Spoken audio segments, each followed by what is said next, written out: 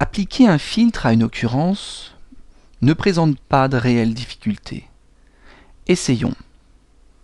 Sélectionnons cette occurrence. Affichons la palette filtre. Elle se trouve juste à côté de la palette propriétés. Via le menu bouton plus de la palette filtre, sélectionnez l'un des filtres qui se trouve dans le bas du menu. Prenons par exemple l'ombre portée. Nous venons d'appliquer par une simple sélection de commande un filtre.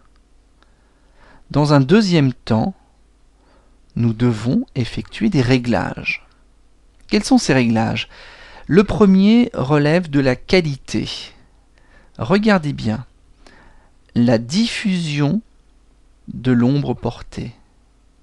Dès que vous allez demander supérieur, vous allez obtenir une certaine subtilité dans la diffusion de l'ombre. Essayons de définir une distance un petit peu plus élevée et un flou un petit peu plus grand. Regardez bien la qualité dès qu'elle est en mode inférieur.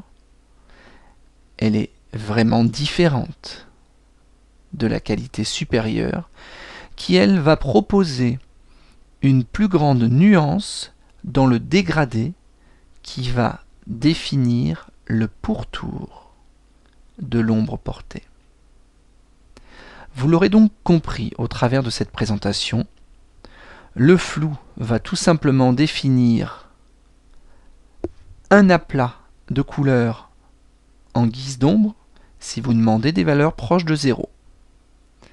Plus vous allez augmenter la valeur du flou, plus vous allez obtenir une diffusion de l'aplat de couleur. L'intensité va permettre de définir la transparence de l'ombre.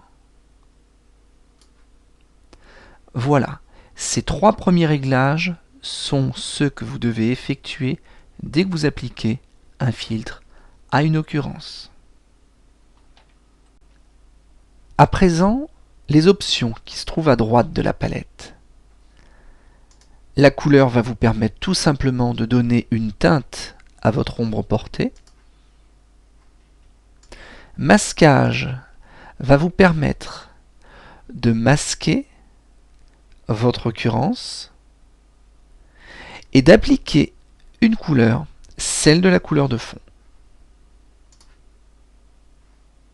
L'ombre interne va vous permettre de définir une ombre à l'intérieur de l'occurrence, donnant ainsi l'impression que vous avez placé votre image derrière la scène qui a été découpée.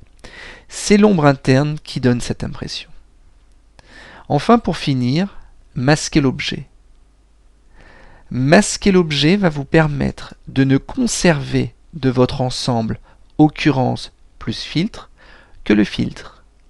Dans le cas où vous auriez besoin de faire, par exemple, une ombre portée, regardez ce que nous allons faire.